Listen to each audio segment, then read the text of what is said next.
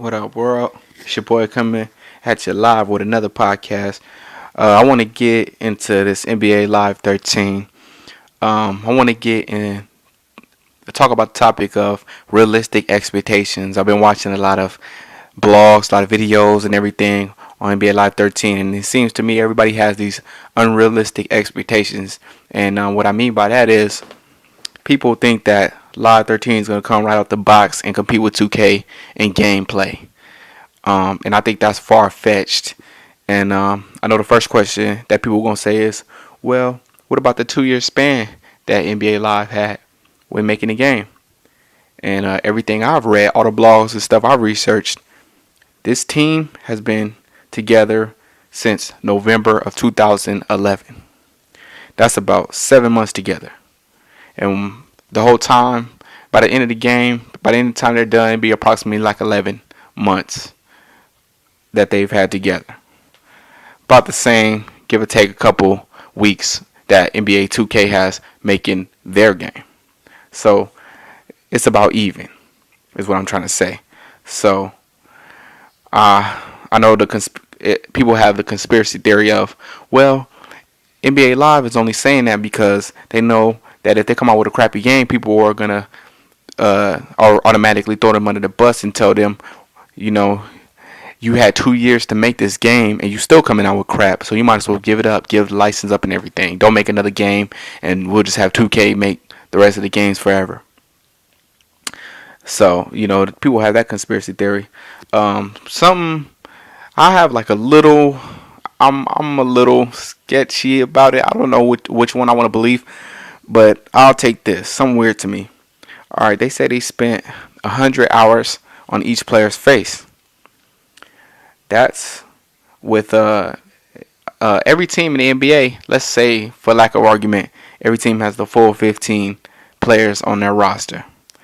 That's 450 players in the NBA.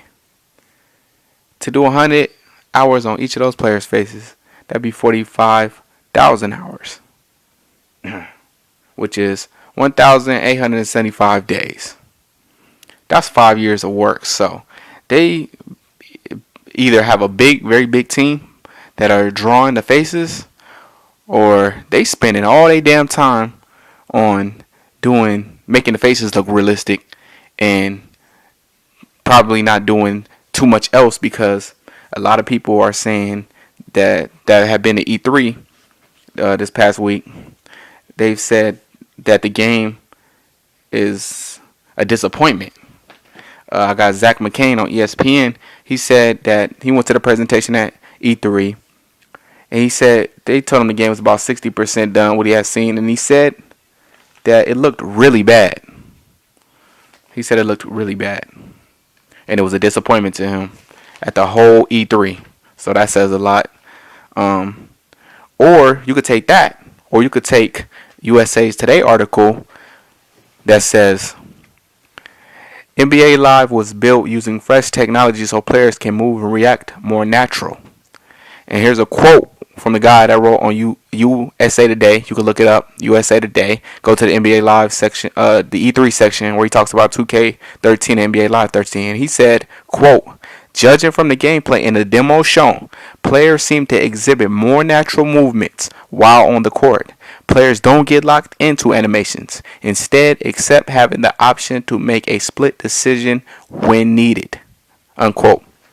So you got one person who's saying the game was a disappointment and unimpressive, and you got one guy who says the movements were more realistic.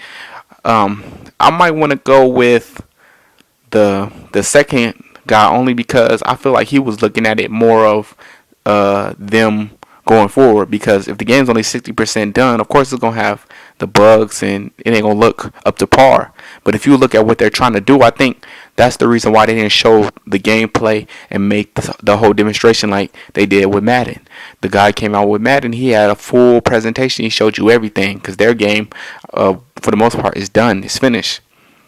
And so he had this big old presentation, and he had Michael Irvin come out, and they talked about the Infinity Engine and all the things, and they impressed a lot of people. A lot of people came out, and they are excited about Madden more than and Madden's a popular game, but this is the most excited I've ever seen Madden fans, and that's including myself. But anyway, so you got one guy looking at it, in my opinion, from the same way I would look at it if somebody told me they weren't all the way done. I would look at it for more of what they're going for in the future. So if they tell me that they're working on a certain type of feature, then I would take that as okay. Maybe they they ain't all the way done with the look of the game, but you know that they're working the passing. They plan to do this in the post and they plan to do that. So I'm gonna take that. I'm gonna just for the most part, I'm gonna just wait until I get my hands on it and take it, view it for myself. But I just want to say, don't get caught up into all the negativity part of it, because there's some people who have positive things, but I believe that people should have realistic expectations anyway. Live is not gonna come out a monster game. Like, it's not gonna come out just the shit after a 2 year layoff. It's gonna come back shaky at first, and then it's gonna come back crawling, and then you got to give it some time for it to walk again, because this team has been together for a little bit of time. But not only that, you got a lot of people who are like, shaky. The 2K, the people playing 2K, they're really shaky about EA coming back out. But at the same time, 2K is kind of boring because it's the same game. They've been giving you the same kind of game for like the last couple of titles. So people are waiting to see something new. I think that's why EA is getting this look of, okay, people are actually excited about it.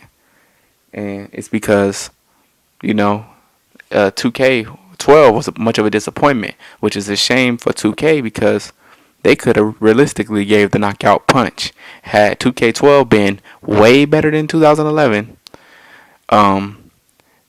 EA Sports wouldn't have the hype it has with NBA Live. People would just, it'd be kind of quiet, and we would have, it wouldn't be as hyped up as it is. So 2K, for them not to give the knockout punch, to me, I think that it's a shame, because if NBA Live turns out to be a surprise to everybody, well, 2K is, oh man, they're gonna be kicking themselves. But anyway, so here's what I think NBA Live should do.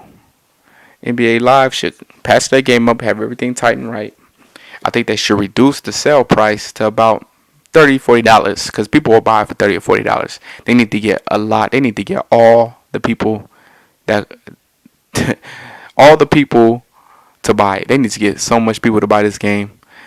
So they need to sell it for cheap, because let's be honest, not a lot of people is gonna buy this game for $65. I have a feeling that because I don't think they're gonna trust it at first. Either the demo has to come out packing, or I don't know, but I don't see people paying the money for this. Not a lot, at least. So they need to reduce the price to about $30-$40 and get a lot of people to buy it. Get the critical acclaim. And then next year, they'll be able to compete. They patch the game up more. They'll be able to. This will be their base moving forward. Then next year, they can compete and be back level with 2K and compete for sales. But I can honestly say I'm excited about NBA Live. I really want to see, as a fan, I've been a fan for a long time. So I want to see I really want to give them the benefit of the doubt and see what they come up with. I've been researching, reading every blog and stuff, and they got me excited about some of the new features. Me, I'm a big on passing type of person. I love games with real good passing, and that's one of their biggest features in the game, because it seems like they want to capitalize on all 2K's weaknesses, and there's 3 big ones, and it seems like they want to capitalize off that. 1 is the pass, and 2 is the online, and 3 is the gameplay. They want to fix all 3 of those and have those their strongest points of the game, which are 2K's strongest weakness, so they can have, they can stand out, which I think is smart if done right. Like it'll have to be done real well. I think online they have a huge advantage, but 2K. If they have, because they have smart developers too. So if they have a passing feature that is better, then it's a gamble going with that feature because that's a competitive one right there. And then the gameplay, um, 2K, they seem like they trying to change their pace up. I read a blog where the producer said that he said it appears to everybody that it looks the same old game, but he said when you play it, it's a whole different experience. Now, I don't know if that's fluff he's talking or if that's real. He said that the game is more fast paced and they've paid attention to collisions and and dribbling or something. And he was talking about having more emotion in the game and having the players less robotic, I guess. Because you know how in 2K you would do something like hit a buzzer beater and the player would just sit there and then like 2 seconds later throw his hands up in the air and jump around. So and he's focused on that. I hope that ain't all they're focusing on is emotion.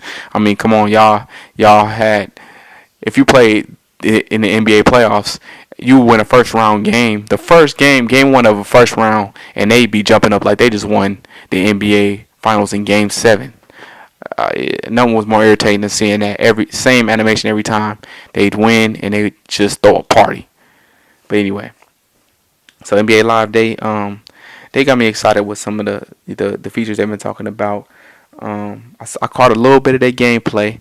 A lot of people didn't really catch it. If you watched E3, you noticed that they had a package where they were talking about the whole EA Sports movement. It was like, if I'm mistaken, a precursor, like a little intro to bringing out Dana White.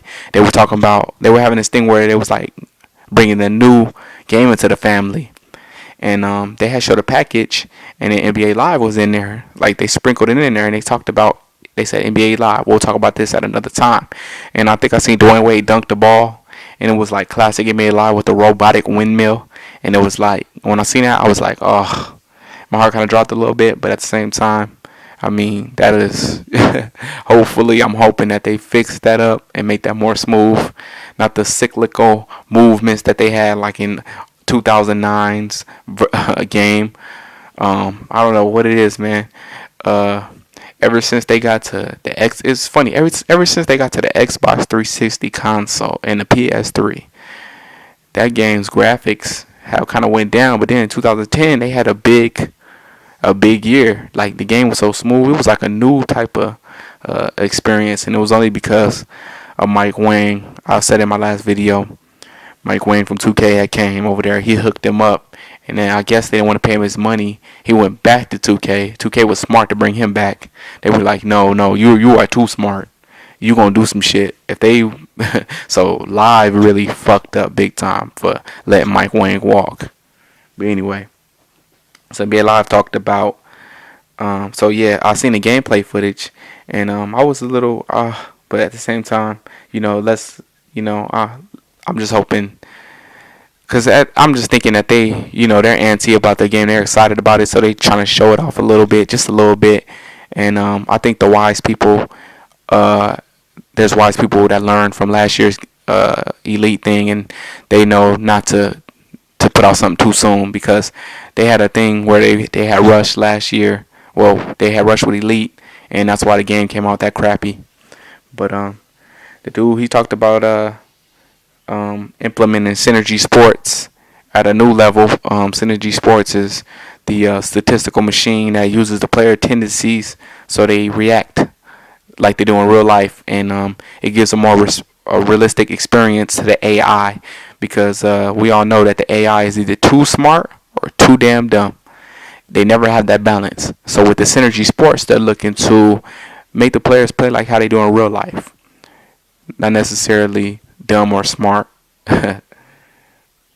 So he said something about it's so realistic that Kobe in the fourth quarter is not going to pass, and he said something to the effect of LeBron is never going to take the shot. So I thought that was funny. So yeah, basically that's all I wanted to say. So everybody just calm down. It is way too early to be getting into this debate talking about Live sucks.